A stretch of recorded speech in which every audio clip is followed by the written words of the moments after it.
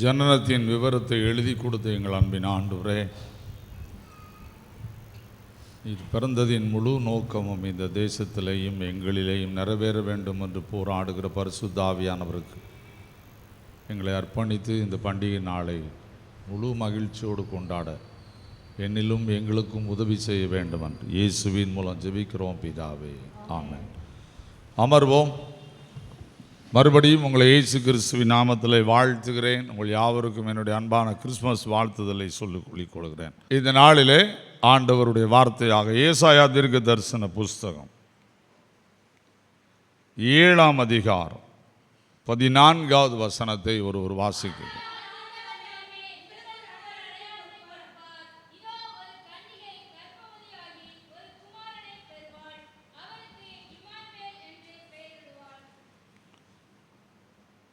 கிறிஸ்து பிறப்பதற்கு 750 வருஷங்களுக்கு முன்பு இந்த வசனம் எழுதப்படுகிறது.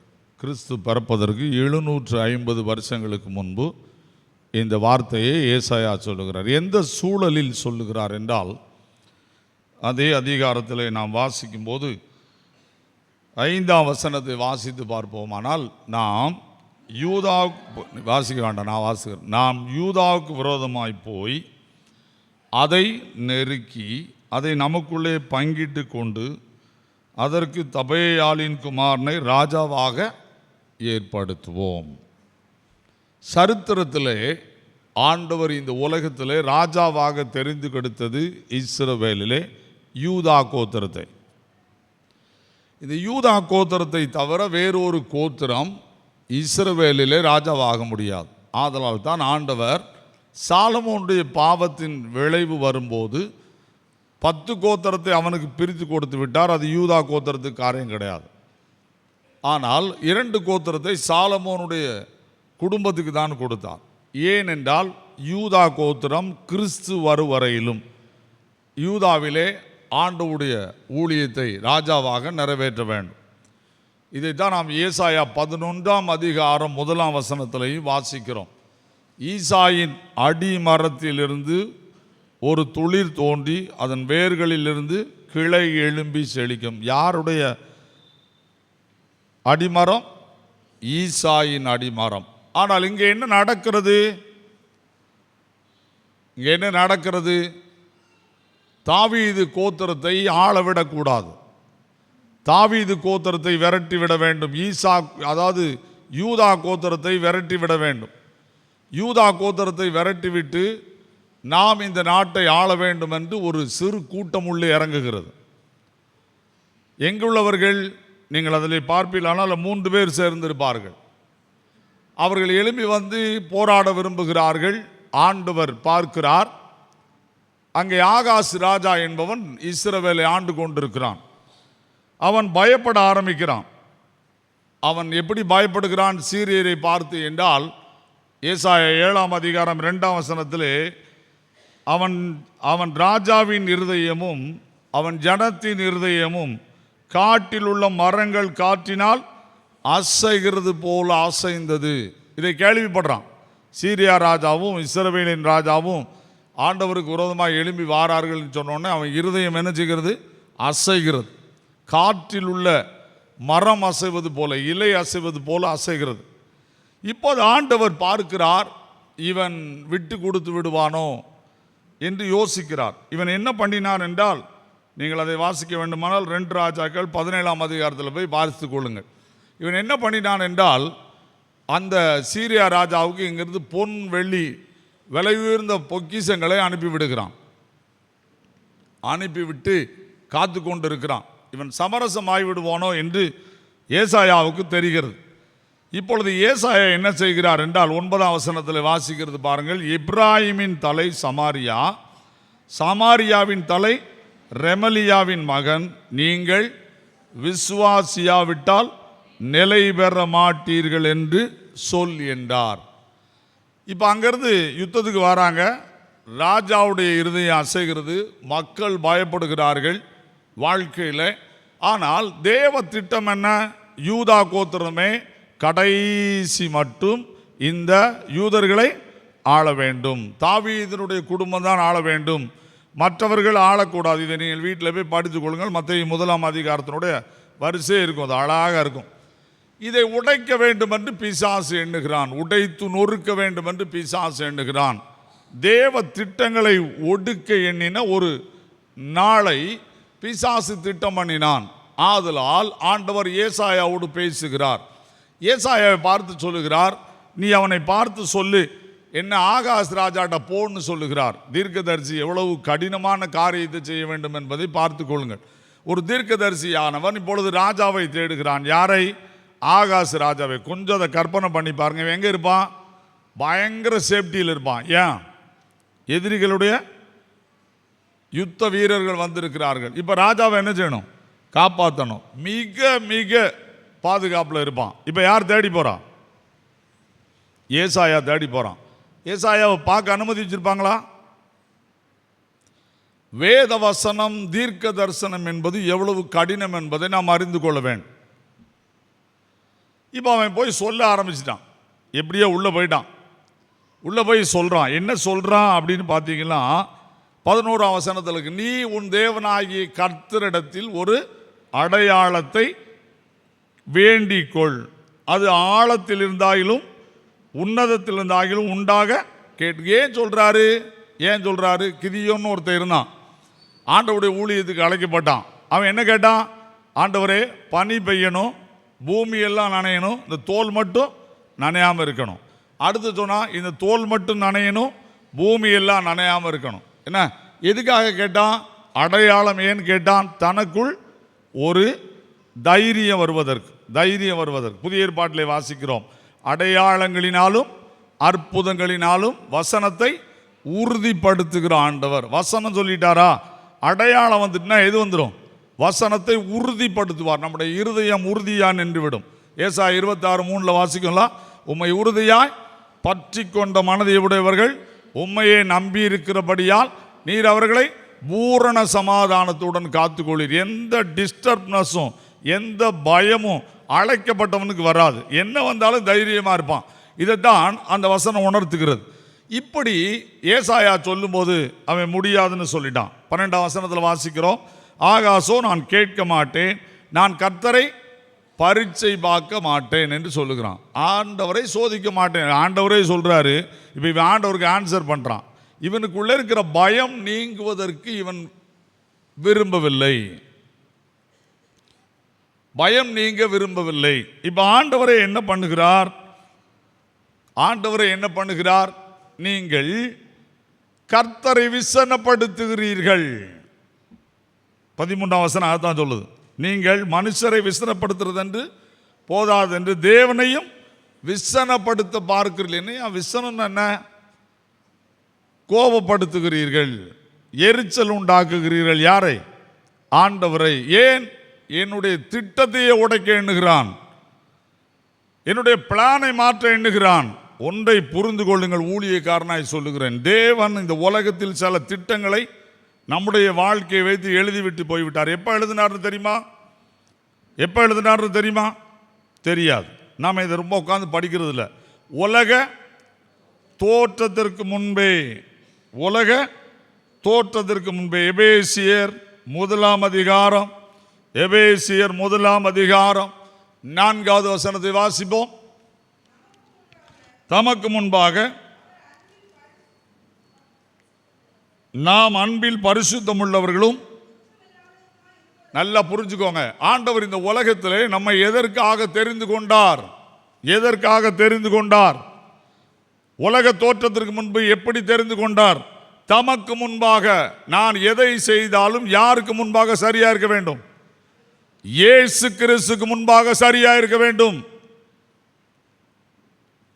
எதை நான் செய்தாலும் ஆண்டவருக்கு இது சரியா? ஆண்டவர் இதில் ஏற்றுக்கொள்வாரா?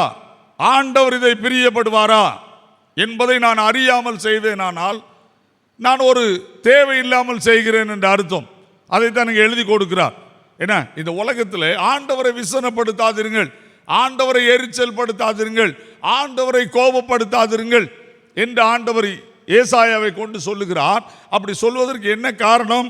நான் உங்களை குற்றமில்லாமல் இருப்பதற்கு அவர் உலக தோற்றத்திற்கு முன் முன்னே கிறிஸ்துவுக்குள் நம்மை தெரிந்து கொண்டேன். எப்போ தெரிந்து கொண்டார்? உலக தோற்றத்திற்கு முன்பு. இந்த உலகம் உருவாகும் முன்னே. தாவீது என்ன சொல்றான்? என் எரேமியா என்ன சொல்லுவான்? என் தாயின் கருவிலே என்னை தெரிந்து கொண்டார். கரு உருவாகும் முன்னே நான் இப்படிதான் படைக்கப்படுவேன் என்று தாவீது அறிந்து கொண்டான். ஆனால் இதையெல்லாம் செய்கிற ஆண்டவர் என்ன எதிர்பார்க்கிறார்? நான் விரும்புவதை மட்டும் உலகத்திலே செய்ய விரும்பிக்கொள், அதுதான் உனக்கு நன்மை. நீ விரும்புவதை எல்லாம் செய்ய எண்ணினால் இந்த உலகத்தில் நான் உனக்கு விரோதமாய் விசனப்பட வேண்டும், கோபப்பட வேண்டிய கட்டாயம் வரும். அந்த நிலைமைக்கு போகாதே.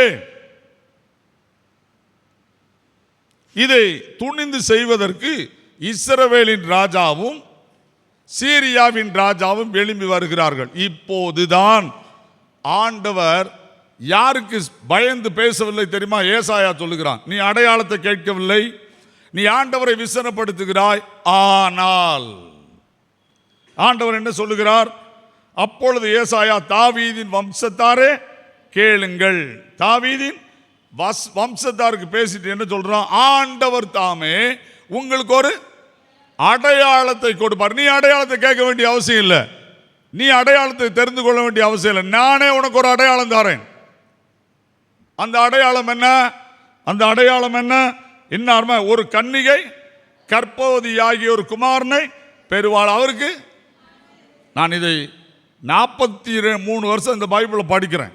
ஆனால் சில நாட்களாய் மிகவும் இந்த அதிகாரத்தை மறுபடி ஒரு 15 முறை படிக்க ஏவினார். இதில் ஏதோ ஒரு ரகசியம் இருக்கிறது என்று ஆண்டவர் என்னோடு சொன்னார். இதைத்தான் நீ பேச வேண்டும் என்று என்னோடு செப்டம்பர் மாதம் ஆண்டவர் இடைப்பட்டார். அப்போது நான் உட்கார்ந்து யோசித்தேன், ஆண்டவர் இதில் என்ன இருக்கிறது? நான் ஒரு ரகசியத்தை உனக்கு சொல்லிக் கொடுப்பேன், ஆனால் நீ உட்கார்ந்து மறுபடி இதை படிக்க வேண்டும். கடைசியில் ஒரு கமாண்டியை தேட ஆரம்பித்தேன். உட்கார்ந்து நிதானமாக படித்தேன். இம்மானுவேல் என்கிற வார்த்தை தேவன் நம்மோடு இருக்கிறார். யாருக்கு சொன்னது தெரியுமா? இந்த உலகத்தில் மீந்திருக்கிற இஸ்ரவேல் ஜனங்களுக்காக சொன்னது. யாருக்கு சொன்னார்? மீந்திருக்கிற இஸ்ரவேல் ஜனங்களுக்காக. நீங்கள் என் வார்த்தையை கேட்க மாட்டீர்கள், என்னுடைய வார்த்தையை கேட்பது மட்டுமல்ல, என்னை விசனப்படுத்துவீர்கள், என்னை கோபப்படுத்துவீர்கள், என்னுடைய கோபத்தை நான் திருச்சபையிலே வெளிப்படுத்த போகிறேன் என்றுதான் ஏசாயாவை கொண்டு எச்சரிப்பு சொல்லுகிறார். வடக்கே இருந்து ஒரு பயங்கர பிரச்சனை வரும். அந்த பிரச்சனை யூதா நாட்டை அழித்து ஆலயத்தை இடித்து நொறுக்கும். 70 வருஷம் இந்த நாடு ராஜா இல்லாமல், தேவன் இல்லாமல், ஆராதனை இல்லாமல் அசிங்கப்படும்.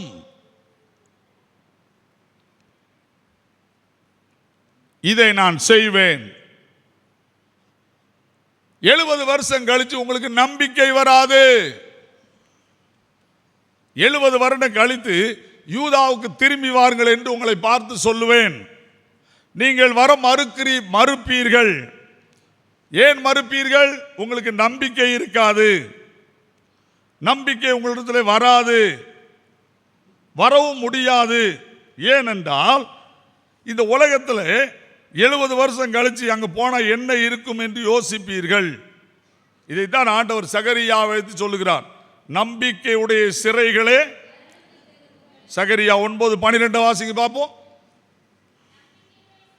நம்பிக்கையுடைய சிறைகளே, என்ன அழகா சொல்றாரு பாருங்க. நீங்க ஜெயிலில் உட்கார்ந்துருக்கீங்க, 70 வருஷம் உங்க ஊரை விட்டுட்டு வந்துட்டீங்க.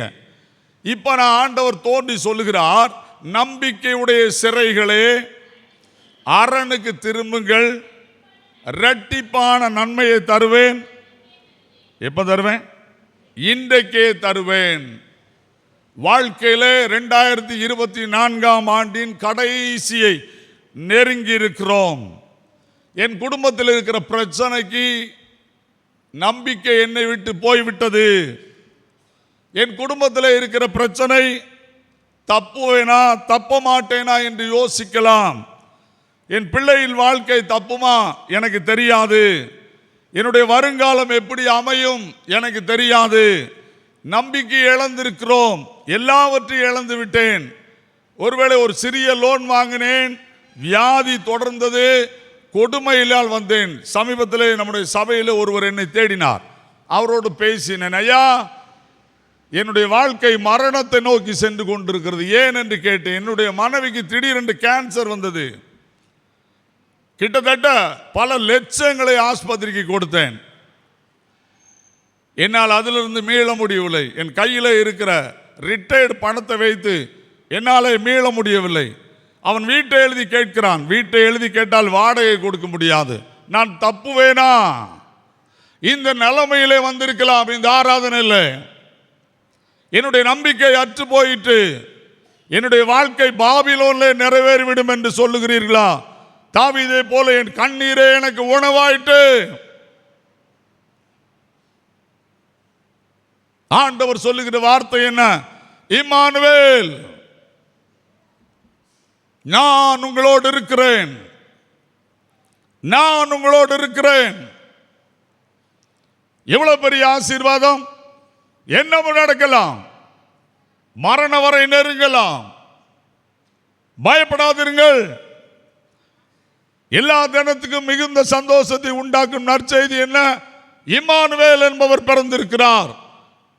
இம்மானுவேல் யார்? அவர் மீதமுள்ள மக்களை எருசலேமிலே கொண்டு வந்து அவருடைய பிறப்பை இந்த எருசலேம் ஆலயத்தில் நிறுத்த வேண்டும் என்று முடிவு பண்ணிவிட்டார். அதை யார் தடுக்க முடியாது. 750 வருஷத்துக்கு பிறகு ஒரு கன்னிகை கண்டிப்பாக பேர்காலமாய் பிறப்பாய் என்று தெளிவாய் சொன்னான். அது நடந்தது. ஏன் அவர் பிறந்தார்? மீந்திருக்கிறவர்களை நம்பிக்கை கொடுக்கும்படி பிறந்தார். முதலாவது மீந்திருக்கிறவர்களுக்கு என்ன வரணும்?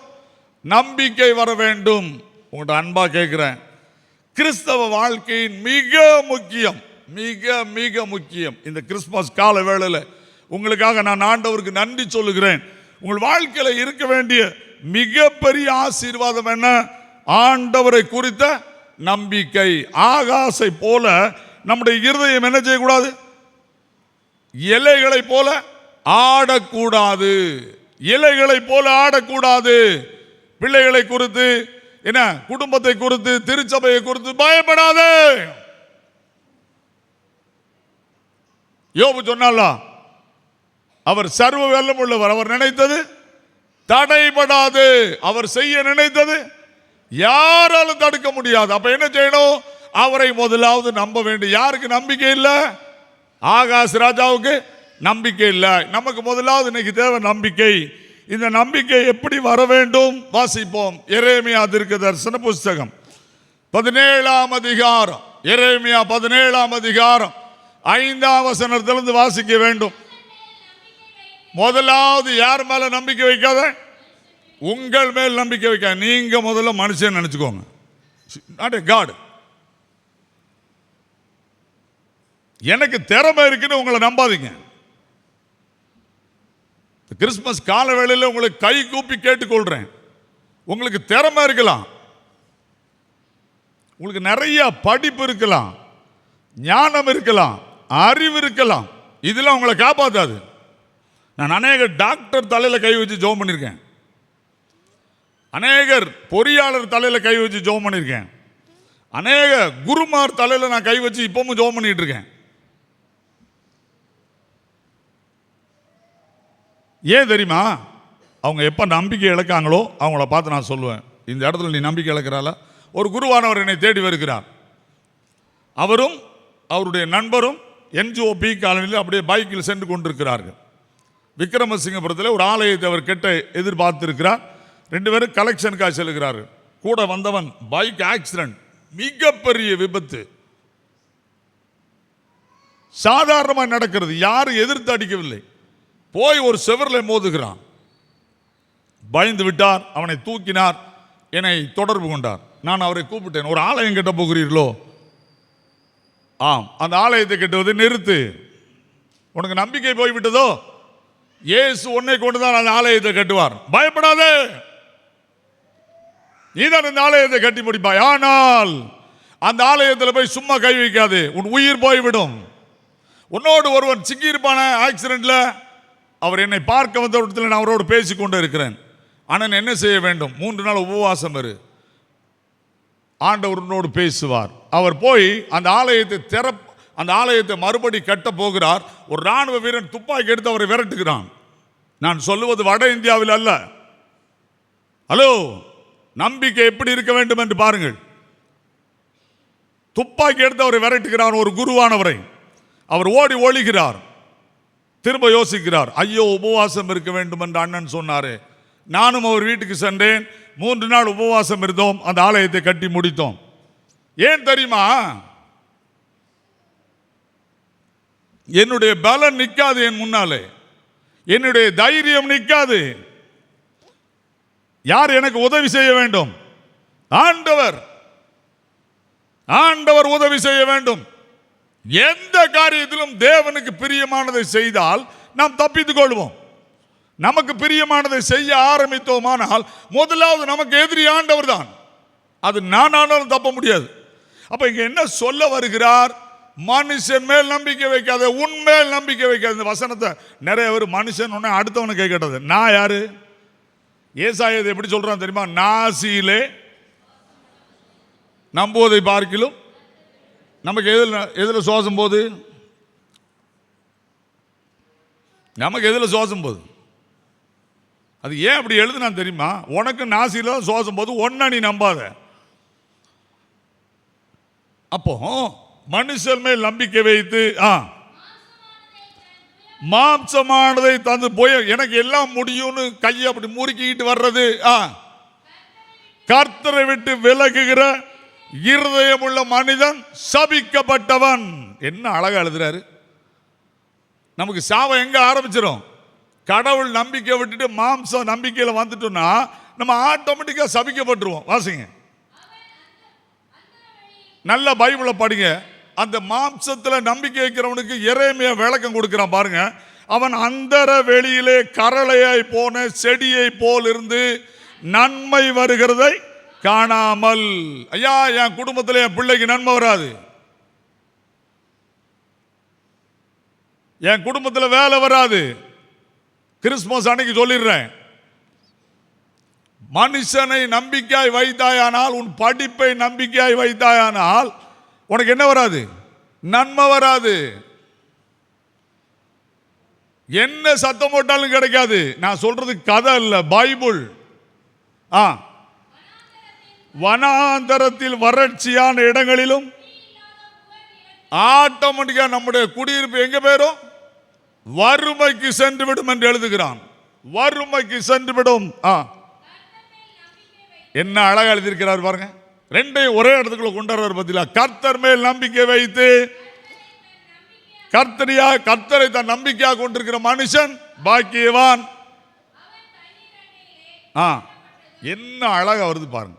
நீங்க ஒரு நம்பிக்கையை உங்க மேலையும் மனுஷன் மேலையும் வைக்காம கடவுள் மேல வச்சிடலாங்க. என்ன நடக்கு?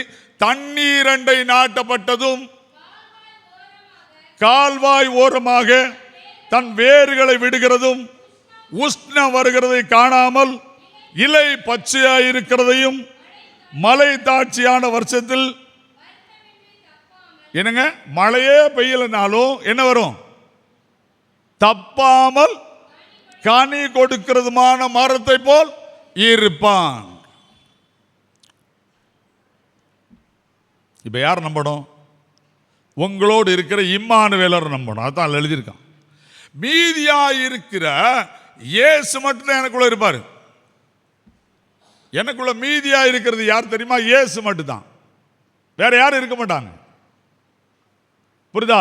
உலகத்தில் நான் ஒன்று கொண்டு வந்ததும் இல்லை, சத்தம் போட்டு சொல்லுங்க, ஒன்று கொண்டு போவதும் இல்லை என்பது நிச்சயம். கர்த்தர் கொடுத்தார், கர்த்தர் எடுத்தார். கர்த்தருடைய நாமத்துக்கு ஸ்தோத்திரம். ஏன்னா கூட இருக்கிறது யார் மட்டும்தான்? இயேசு மட்டும்தான் நம்ம கூட வருவார். ஏதோ ஒரு நாள் வந்துட்டு போறவர்ல, சாகிற வரைக்கும் நம்ம கூட வருகிற ஆண்டவர். அப்ப இன்னைக்கு முதலாவது அறிந்து கொள்ள வேண்டியது என்ன? என்னுடைய வாழ்க்கையில எனக்காக பிறந்தவர் எனக்குள்ள இருக்கிறார், அவரை நான் நம்ப வேண்டும். யோசிங்க, நான் ஒரு துஷ்டி வீட்டில் நின்றுட்டு இருக்கேன், பாளையங்கோட்டையில். அடக்கம் பண்ணி முடிச்சுட்டு அந்த ஜெப கூட்டத்தில் ஜெபம் பண்ணிருக்கேன், நின்றுட்டு இருக்கேன். ஏன்னா ஒரு பிரசங்கியாருக்கு பாட்டு பாடுறவர், மோகன் சி லாசரஸுக்கு பெரிய பெரிய ஆளுக்கு பாட்டு பாடுற ஒரு அண்ணன் என்னை தேடி வரார். நான் இப்போ வர முடியாது, நீ போ அப்படின்றேன். கண்டிப்பாக உங்களை பார்க்கணுன்றார். அப்போ வெயிட் பண்ணு. நான் ஒரு அரை மணி நேரம் கழிச்சு அவர் பார்க்குற ஒரு மரத்துக்கு கீழே அவரை பார்க்குறேன். என்னன்னு சொல்லி கேட்டேன். அண்ணே அப்படின்னு ஓன்னு ஆள ஆரம்பித்தார். விஷயம் எல்லாம் முடிச்சிட்டனே, என் தொழில் காலி. அவர் நல்ல பிஸ்னஸ் பண்ணுறார். அவரை பார்த்து கேட்டேன், உங்கள் மனைவி ஜெபம் பண்ணி உங்களுக்கு ஆண்டவர் வார்த்தை சொன்னாங்களான்னு கேட்டேன். உங்கள் மனைவி ஒரு தீர்க்கதரிசி தானே? போயத்தை தூக்கினார். என்ன சொன்னாங்கன்னு சொல்லுங்க அப்படின்னு சொன்ன. இயேசு உங்ககிட்ட சொல்ல வேண்டியதை சொல்லிட்டாரு. நீங்க மனைவி வார்த்தை நம்பலன்னா அதுக்கு நான் என்ன பண்ண முடியும்? போங்க, மனைவி சொன்னதுபடி உங்க தொழிலை மறுபடி ஆரம்பிங்க. என்னை மறுபடி பார்க்கும்போது உங்களுக்கு அதை விட பன்மடங்கு கூட இருக்குன்னு சொன்னேன். ஒரு நாள் இயேசு அழைக்கிறார். அந்த ஜெப கோபுரத்தில் நான் மெசேஜுக்கு சென்றிருக்கேன். அவர் பாட்டு பாட வந்தார். என்னை கெட்டி அணைத்து கொண்டார். என்னன்னு கேட்டேன். ஆனால் எல்லாம் சரியாயிட்டு. அது ஆண்டவர் வேலை. நம்பிக்கை யார் மேலே வைங்க? கர்த்தரின் வார்த்தையின் மேலே. நான் கதை சொல்லிட்டு இருக்கலங்க. 43 வருஷம் நான் ஆண்டவரை நம்புகிறேன். அவர் செய்ய நினைத்ததை யாராலும் தடுக்க முடியாது. அவர் இறங்கி செய்தே தீர்வார். அவரை நம்புகிறவர்களுக்கு அவர் அடைக்கலமானவர்னு சொல்லியிருக்கு. அவரை நம்பிட்டீங்களா, அவர் உங்களை சுற்றிலும் அடைக்கலமாக மாறிடுவார். எப்படி மாறுவார்லாம் கண்டுபிடிக்க முடியாது. அப்போ முதலாவது என்ன செய்ய வேண்டும்? இந்த உலகத்தில் இப்போ இருக்கிற எல்லா பயத்தையும் தூக்கிட்டு உங்களுக்குள்ள ஒருத்தர் இருக்கார். அவர் யாரு? சத்தம் போட்டு சொல்லுங்க. இயேசு. அவரை முதல்ல என்ன செய்யணும்? இன்னைக்கு அவர்கிட்ட போய் சொல்லணும், ஆண்டவர் என் கூட இருக்கிறீரு, நம்ம 2 பேரும் ஒன்றா தான் இருக்கிறோம். நான் உங்கள்கிட்ட பேசி ரொம்ப நாளா ஆச்சு, நீர் என்கிட்ட பேசி ரொம்ப நாள் ஆச்சு. அதனால் நான் இன்னிலேருந்து என்ன செய்ய போகிறேன்? உங்கள்கிட்ட பேச போகிறேன். உங்கள்கிட்ட பேச போகிறேன்னு ஜெபம் பண்ணணும். அவர் உங்கள்கிட்ட பேசணும்னா பைபிள் வாசிக்கணும். சரிதானா? இது 2ஐயும் இன்னிலேருந்து ஆரம்பிக்க. யார் வருவாங்க கூட? இயேசு. பிறந்தவர் எனக்குள் இருக்கிறார்.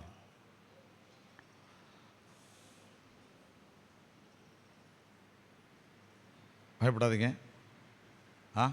பயப்படாதீங்க.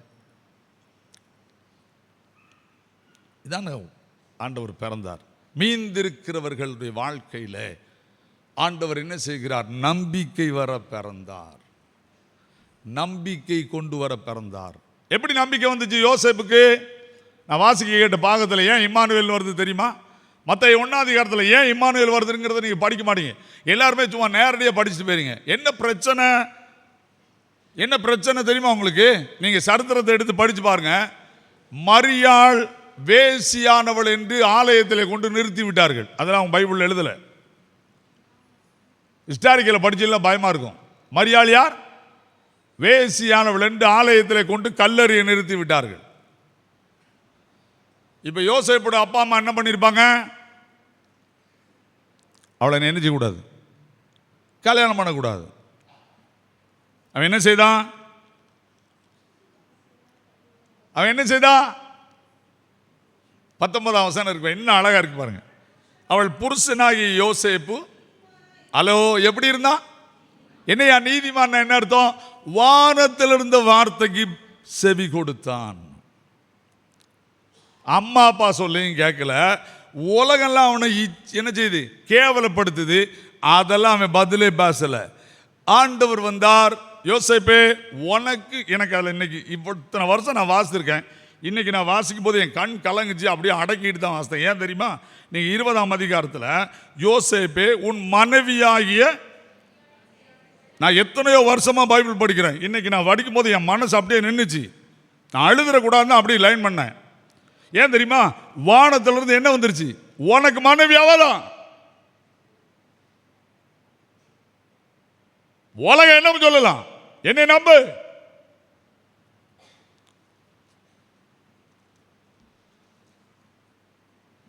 யோசிங்க, என்ன அழகா வேதம் எழுதி வச்சிருக்கு. இப்பதான் ஆண்டவர் சொல்றார். இந்த இடத்துக்குள்ளதான் ஆண்டவர் சொல்றாரு, தீர்க்கதரிசிகள் மூலமாய் கர்த்தரால் உரைக்கப்பட்டதுன்னா இதெல்லாம் நடந்தது. அதனால பயப்படாத, உன் கூட ஒருத்தர் இருக்காரு. அவர் யார்? இம்மானுவேல். அந்த அதிகாரத்துக்குள்ள கொண்டு வரான். கேவலப்படுத்துறாங்களா? உன்னை கனவீனப்படுத்துறாங்களா? கவலைப்படாது. எஸ்ரா சர்க்குன பேராயர் ஒரு திருச்சபையை நடத்துகிறார். அங்கே 2 குரூப் கொஞ்சம் தகராறு இருந்துச்சு ஆரம்பத்தில். அவர் மேலே நரகல் அள்ளி இப்படி ஊற்றிட்டான். அவர் என்ன பண்ணார் தெரியுமா? திருவிருந்து அதோட நடத்தி முடிச்சிட்டார். அதோட முடிஞ்சிச்சான். அந்த ஊத்துறவன் அவ்வளோ முடிஞ்சான். சென்னையில் ஒரு பேராயராக மாறிட்டார். இன்னைக்கு அவர் 25,000 சபை வச்சிருக்காரு.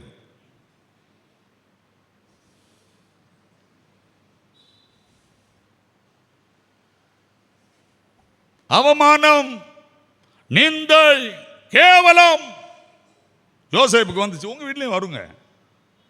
கடன் அடைக்க முடியலையா? உன் பேச்சை கேட்டு கடன் எடுத்து பாரு அப்படிமா புருஷன். நம்ம கூட சேர்ந்து தான் கையெழுத்து போட்டிருப்பான். ஆனால் திட்டும் போது யாரை தான் திட்டுவான்? நம்மளை தான் திட்டுவான். பிள்ளைய வளர்த்துருக்க அப்படிமா. பிள்ளைய வளர்த்துருக்க சேர்த்தானே வளர்த்தோம். அதெல்லாம் கிடையாது. அவமானம், நிந்தை. பயப்படாதீங்க. உங்க கூட ஒருத்தர் இருக்கார். யாரு? உங்க கூட ஒருத்தர் இருக்கார். யாரு? நம்ம கூட ஒருத்தர் இருக்கிறார். யாரு? இயேசு கிறிஸ்து. பயப்படாதீங்க. திரும்ப திரும்ப சொல்றேங்க, பயப்படாதீங்க. இந்த வருஷம் உங்க லைஃப்ல சேஞ்ச் ஆகும். ஷுவரா சொல்றேன். என்ன, கவலைப்படாதீங்க. வாசிங்க பார்ப்போம். எபிரேயர் 10ஆம் அதிகாரம் 32, 33 ரெண்டையும் படிங்கப்பா. எல்லாரும் எடுத்துக்கோங்க. நான் சொல்ற வசனம் ரொம்ப வித்தியாசமா இருக்கும். உங்களுக்கு படிச்சிருக்க மாட்டீங்க. முந்தின நாட்களை நினைத்துக் கொள்ளுங்கள். நீங்கள் பிரகாசமாக்கப்பட்டிருந்த நல்லா புரிஞ்சுக்க. நீங்க நல்ல பிரகாசமா இருந்தீங்க கடவுளுக்குள்ள. திடீர்னு போராட்டம் வந்துட்டு பிரச்சனையை உண்டு பண்ணிட்டாங்க. பயப்படாதீங்க.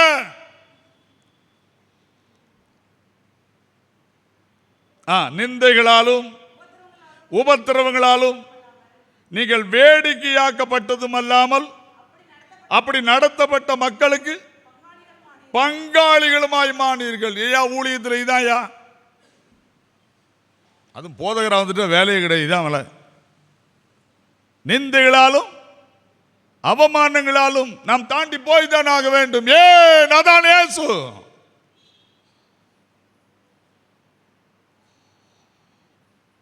முப்பத்தஞ்சாம் வசனத்தை படிக்கணும். இப்ப உங்களுக்கு இருக்க வேண்டியது என்ன? பலன் அல்ல, மிகுந்த பலன்.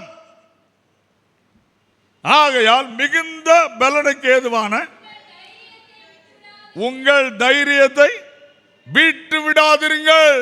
இயேசு சொன்னதை தான் செய்தேன்.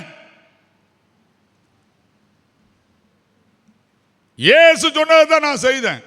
இப்படி சொல்லி பாருங்க பாப்போம். அவர் சொன்னார், நான் செய்தேன்.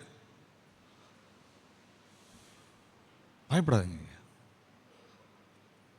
அவர் உங்களோட கூட, என்னோட கூட, உங்களோட கூட உட்கார்ந்து இருக்கிறார். இம்மானுவேல். சரி, மீந்து இருக்கிறவர்களுக்கு என்ன செய்ய போறாரு? அதை மட்டும் 2 காரியம் ரொம்ப ஆழமா இருக்கு. எனக்கு ரொம்ப சந்தோஷமா இருந்துச்சு இந்த மெசேஜ் நான் ப்ரிப்பேர் பண்ணும்போது. மீந்து இருக்கிறவர்களுக்கு என்ன பண்ண போறாரு அப்படிங்கிறத நான் உருட்டி எடுத்து படிக்கும் போது எனக்கு சந்தோஷமா இருந்துச்சு. 2 காரியத்தை மட்டும் சொல்லி முடிச்சிருவேன். நீங்க வேதத்தை எடுத்து படிங்க. மீகா தீர்க்க தரிசன புஸ்தகம், மீகா தீர்க்க தரிசன புஸ்தகம் 7ஆம் அதிகாரம் 18ஆம் 19ஆம் வசனத்தை வாசிக்குவேன்.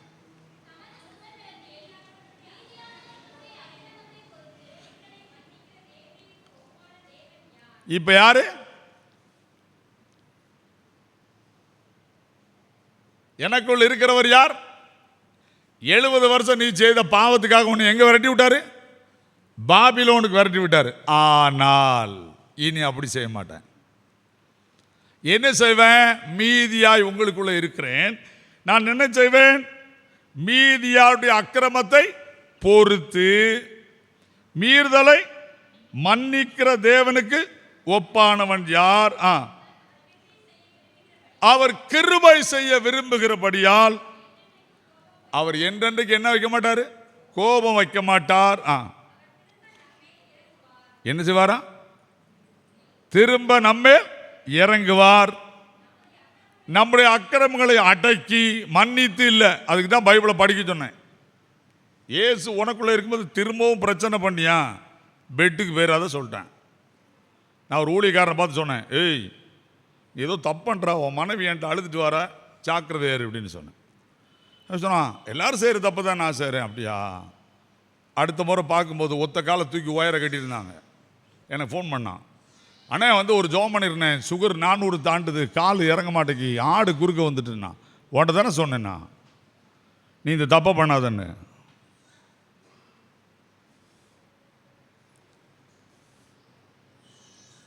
அடக்கி பைபிளை படிங்க கிறிஸ்துமஸ்க்குமா. மீந்திருக்கிறவர் யார்? அடக்குகிறவர். ஆழங்களே போட்டு விடுவார்.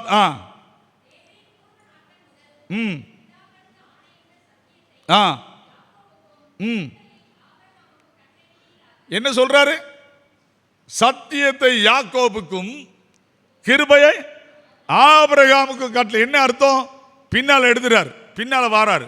நான் ஆபிரகாம் மேல கிருபை வச்சேன். ஏன் தெரியுமா? அவன் ஏன் சொல்ல கேட்காம இன்னொரு மனைவிய தூக்கிட்டான். அதனால அவன் மேல கிருபை வச்சேன். யாக்கோபுக்கு என்ன எழுதி கொடுத்தேன்? சத்தியத்தை எழுதி கொடுத்தேன். எனக்குள் இருக்கிறவர் யார்? 2 காரியத்தை செயல்படுவார். ஒன்று, யோவான் எழுதின சுவிசேஷம் 1ஆம் அதிகாரம் 14ஆம் வசனத்தை வாசிங்க. அதில் தான் அதுக்கு விளக்கம் இருக்கு பாருங்க. யோவான் 1:14. அந்த வார்த்தை மாம்சமாகி, எதுனால? எதுல? இங்க என்ன சொல்லியிருக்கு? ஆபிரகாமுக்கு கிருபையையும் யாக்கோபுக்கு சொல்லுங்க, சத்தம் போடுங்க, சத்தியத்தை. இப்போ இயேசு இந்த ஆபிரகாமின் சந்ததி எப்படி வாராருன்னு பாருங்க. எப்படி வாராரு? எப்படி உள்ள வாராரு? அந்த வார்த்தை மாம்சமாகி கிருபையினாலும் சத்தியத்தினாலும் நிறைந்தவராய் நமக்குள்ளே வாசம் பண்ணுகிறார். ஐயா, எனக்குள்ள 2 விதமா செயல்படுகிறார். ஒன்று, கிருபை அனுப்பி என் பாவத்தை சொல்லுகிறார். இதைத்தான் மத்தேயு 21:21 சொல்லுகிறார். அவருக்கு இயேசு என்று பெயரிடுங்கள், ஏனெனில் அவர் தமது ஜனங்களின் பாவங்களை நீக்கி ரட்சிப்பார். எனக்குள்ளே வந்து சொல்லுவார், நீ செய்வது தவறு.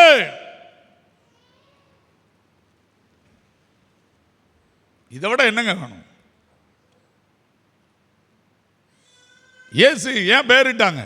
எனக்குள்ள வந்து சொல்லுவார், நீ செய்வது தவறு, பாவம் பண்ணாதே. மீறினியா அது ஓம்பாடு. அதுக்கு போனோம்னா நான் திரும்ப எபிரேயர் 13ஆம் அதிகாரத்துக்கு போனோம். நான் அதை விரும்பல, அது சொல்ல விரும்பல. அப்போ மீந்திருக்கிறவளுக்கு என்ன பண்றார்? எனக்குள்ளே அவர் இருந்து என்னை உணர்த்தி என்னை மறுபடியும் கழுவி புதுப்பிக்க ஆரம்பிக்கிறார். அதுக்கு என்ன செய்யணும்? மன்னிப்பை ஒன்றே மேலாக வைத்துக் கொள்ள வேண்டும். நான் ஆராதனைக்கு லேட்டாக போவேன். சில நேரம் சில இடங்களுக்கு போகும்போது சில பிரச்சனை வந்துடும். 7 பிரசங்கம் பண்ணியிருக்கேன் ஒரே நேரத்தில் சண்டே. அந்த குருவானட்டும் முதல்ல என்ன சொல்ல தெரியுமா? அண்ணன் லேட் ஆகிட்டுனா என்ன செய்யணும்? மன்னிச்சிடும். நான் பில்பீட்டில் ஏறின உடனே சொல்கிறது என்ன தெரியுமா? உங்கள் ஆராதனை 10 மணிக்கு ஆரம்பித்து நான் 10:15 வந்தேன், என்னை மன்னித்து கொள்ளுங்கள். இதை நான் சொல்லாமல் செய்தி ஏறினதே கிடையாது. எதுக்காக? ஒரு போதகரே என்ன செய்யக்கூடாது? லேட்டாக வரக்கூடாது. இன்னைக்கு மன்னிப்பு உங்கள் வாயில் இருக்கா? லேட்டாக வாரீங்க, ஒருத்தன் சத்தம் போடுறான், மன்னிப்பு கேட்கல.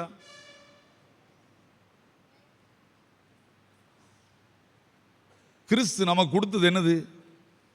மன்னிப்பு தான். தாழ்த்தினார்னு என்னென்ன? ஏற்றுக்கொண்டார்னு அர்த்தம். பிலிப்பியர் 2ஆம் அதிகாரத்தில் கிறிஸ்து எனக்குள்ள வந்துட்டார்னா தன்னால வந்துருங்க. இதெல்லாம் சொல்லி கொடுக்க வேண்டிய அவசியமே கிடையாது. என்ன அழகா இருக்கும் யோசிங்க. ஒன்வேல போறேன் பாளையங்கோட்டில். நான் ஒன்வேன்னு கவனிக்கல, உள்ள போயிட்டேன். பிடிச்சிட்டாங்க. என்னை பிடிச்சது யார் தெரியுமா? டிஎஸ்பி. வண்டி நிப்பாட்டிட்டாரு. இறங்கி ஸ்டாண்ட் போட்டு, சாரி சார் மன்னிச்சுக்கோங்க அப்படின்னு. நீங்கள் யாருன்னார்? நான் ஒரு போதகர்.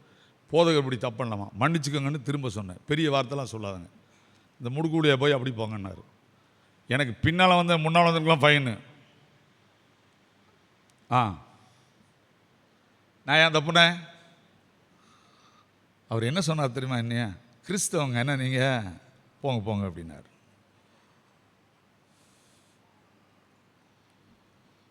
இருக்கா அவங்ககிட்ட? நான் அப்படி சொல்லிக்கிட்டே இருப்பேன்.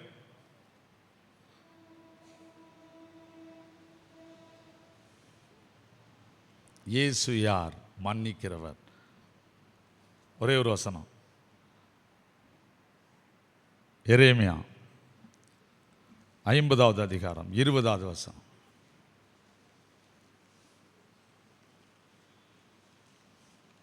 எரேமியா 50:20.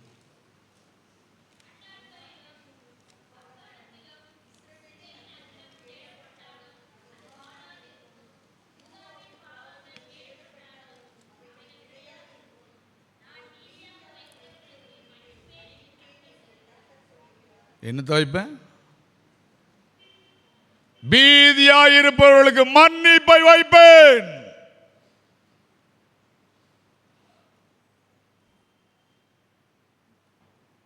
நீங்க மன்னிப்பு கேட்காட்டா அது உங்க பாடு.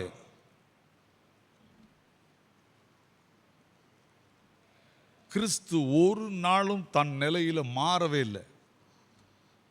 தயவு செய்து சொல்றேன், திருச்சபையில் ஒருவரை ஒருவர் மன்னிக்க பழகுவோம், ஏற்றுக்கொள்ள பழகுவோம். மன்னிப்பு தாங்க ஏற்றுக்கொள்றதுக்கு அடையாளம். மன்னிக்காட்டா ஏற்றுக்கொள்ளவே முடியாது. மீதியா இருக்கிறவளுக்கு ஆண்டவர் இந்த உலகத்தில் வைத்துட்டு போனது என்னது? மன்னிப்பு. சரியா? அடுத்து வாசிங்க. யோவேல் எழுதின நிருபம் 2ஆம் அதிகாரம் 32ஆம் வசனத்தை ஒருத்தர் படிங்க.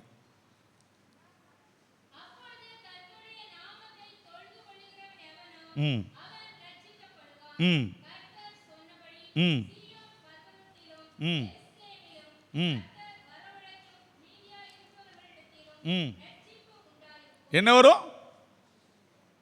சபையில் மீதியா இருக்கவங்க என்ன வந்துடும்? என்ன வந்துடும்? ரட்சிப்பு, விடுதலை வந்துவிடும். பாவத்திலிருந்து விடுதலை வந்துவிடும்.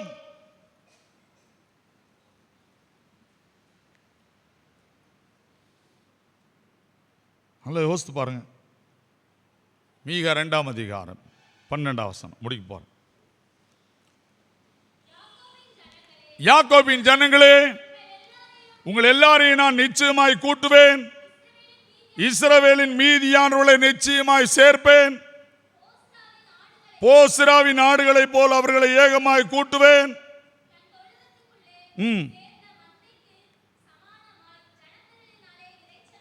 என்ன உண்டாகும்? ஜன திரளினாலே இரைச்சல் உண்டாகும் மீதியானவர்களுக்கு. அடுத்த வசனம் 25ஆம் ஆண்டு பிரச்சனை, கடன், வியாதி, போராட்டம் அப்படின்னு சொல்றீங்களா? ஊழியக்காரனாய் என்னை தெரிந்து கொண்ட ஆண்டவருடைய ஊழியக்காரனாய் சொல்லுகிறேன், 25ஆம் ஆண்டுக்குள்ளே உனக்குள் இருக்கிறவர் எப்படி மாறுவார்? தடைகளை நீக்கி போடுகிறவர். அவருக்கு முன்பாக நடந்து போவார். அவர்கள் தடைகளை நீக்கி வாசலால் உட்பிரவேசித்து கடந்து போவார்கள். அவர்கள் ராஜா அவர்களுக்கு முன்பாக நடந்து போவார். கர்த்தர் அவர்கள் முன்னாலே நடந்து போவார். 25ஆம் வருஷத்துல உங்களுக்கு முன்னால யார் போவா? இயேசு. எப்படி நம்மோடு இருக்கிறார்? இம்மானுவேலராய். பயப்படாதீங்க. நம்மோடு இருக்கிறவர் யார்? உலகத்தில் இருக்கிறவர்களும் எனக்குள் இருக்கிறவர் பெரியவர். அவர் பிறந்திருக்கிறார். அவர் பிறந்திருக்கிறார். அவர் பிறந்திருக்கிறார். அவர் யார்? நமக்கு ஒரு பாலகன் பிறந்தார். நமக்கு ஒரு குமாரன் கொடுக்கப்பட்டார். அவர் யார்? கர்த்தத்துவம் அவர் தோளின் மேல் இருக்கும். அவர் நாமம் அதிசயமானவர், ஆலோசனை கர்த்தா, வல்லமையுள்ள தேவன், நித்திய பிதா. அது என்ன அர்த்தம் யாருக்கும் தெரியாது. அந்த வசனத்தை படிக்கிறதுல கர்த்தத்துவத்தினா பவர், பவர்ஃபுல் அவர்கிட்ட இருக்கு. அந்த பவர்ஃபுல் உன் கூட வந்துட்டுனா என்ன செய்வார்? கர்த்தத்துவம் அவர் தோளின் மேல் இருக்கும். அவர் செய்ய போறதெல்லாம் அதிசயம் தான். அவர் நாமம் அதிசயம். ஆலோசனை சொல்லுவார், வல்லமையோடு வெளிப்படுவார். அவர் ஆலோசனை நீ கேட்டு நடக்கும்போது பவர்ஃபுல்லா வெளிப்படுவார். நித்திய பிதாவா என்னோடு கூட இருப்பார், சமாதானம் தருவார். அவர் பிறந்திருக்கிறார். கண்களை மூடுவோம். ஆண்டவரே, என் வாழ்வு எப்படி இருக்கிறது? என்னை நான் நம்புகிறேனா? கர்த்தரை நம்புகிறேனா? நான் மீதியாய் வைக்கப்பட்டிருக்கிறேன். கொரோனாவுக்கு பிறகு நான் மீதியாய் வைக்கப்பட்டிருக்கிறேன். இந்த சபையில் எத்தனை பேர் மரித்து போனார்கள்? மன்னிக்கிற குணம் இருக்கிறதா? மன்னிப்பு கேட்கிற குணம் இருக்கிறதா? கிருபை நிறைந்த ஆண்டவரே, பண்டிகை நாளின் காலையிலே உமக்கு நன்றி.